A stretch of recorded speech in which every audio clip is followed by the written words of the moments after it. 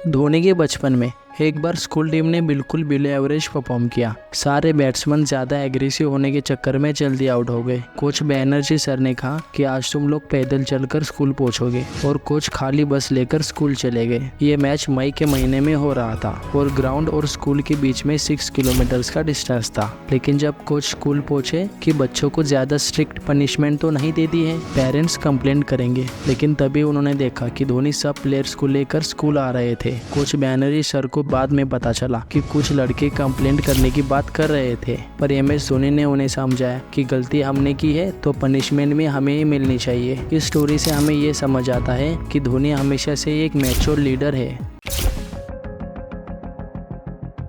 जब हमारे captain young थे तब रांची में एक गली मैच हो रहा था। मोहम्मद वसीम जो MS धोनी के बचपन के दोस्त थे, वो MS धोनी की अपोजिट टीम में थे। मैच के एक रात पहले धोनी वसीम को कहते हैं कि वसीम भाई आप जो भी करना चाहते हैं कर लो, कल का मैच तो हम ही जीतेंगे। वसीम ने कहा कि ये तो नहीं हो सकता भाई, मेरे टीम में सबसे अच्छे बॉलर और बैट्समैन है। धोनी कहते हैं कि हो सकता है पता नहीं, लेकिन मेरी टीम को जीतने का तरीका पता है। मैच अगले दिन 3 बजे था और वसीम और माही साथ में ग्राउंड में जाने वाले थे। नेक्स्ट डे जब वसीम माही के घर पहुंचते हैं उन्हें पिक करने के लिए, तब धोनी की माँ वसीम को कहती है कि माही कब का ग्राउंड पे जा चुका है। जब वसीम ग्राउंड पे पहुंचता है और देखता है कि MS धोनी सुबह से प्रैक्टिस कर रहे थे, तब वसीम को पता चलता है कि मैच किसी टूर्नामेंट का हो या फिर गली का मैच हो, MS धोनी हमेशा से ही जीतने के लिए खेलते हैं।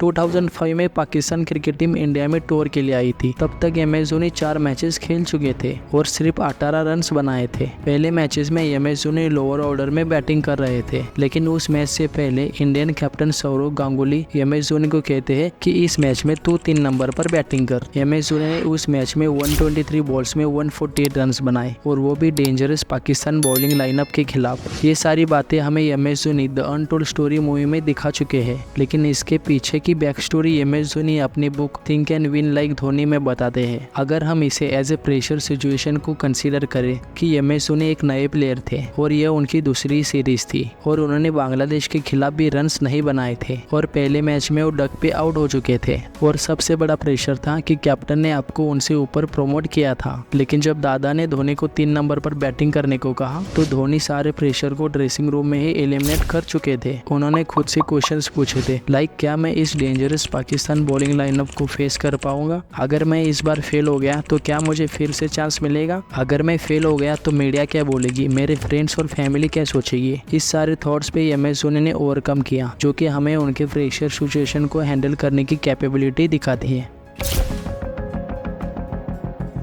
MS धोनी की इंडियन टीम में एंट्री से पहले टीम इंडिया ने कई डिफरेंट विकेटकीपर बैट्समैन को ट्राई किया, लेकिन किसी भी प्लेयर्स ने इम्पैक्टफुल कंट्रीब्यूशन नहीं दिया और मैच विनिंग इनिंग्स नहीं खेली थी। 2004 में जिम्बाब्वे, केन्या और इंडिया ए के मैचेस हो रहे थे। तब MS धोनी प्रैक्टिस सेशन में एक और विकेटकीपर बैट्समैन दिनेश कार्तिक को बॉलिंग कर रहे थे और उस समय दिनेश कार्तिक के इंडियन टीम में सिलेक्ट होने के चांसेस MS धोनी से ज्यादा थे। तब आकाश चोपड़ा MS धोनी को कहते हैं दिनेश को बॉलिंग मत डाल और अगर तू प्रैक्टिस करना चाहता ही है तो अपनी बैटिंग पर फोकस कर। बट MS धोनी ने आकाश चोपड़ा की बात नहीं सुनी और कहा कि मुझे पता है कि मैं क्या कर रहा हूँ। इससे हमें यह समझ आता है कि MS धोनी कभी भी किसी के साथ कम्पीट नहीं करते थे। उनका सिर्फ एक ही कॉम्पिटिटर था, वो थे खुद MS धोनी।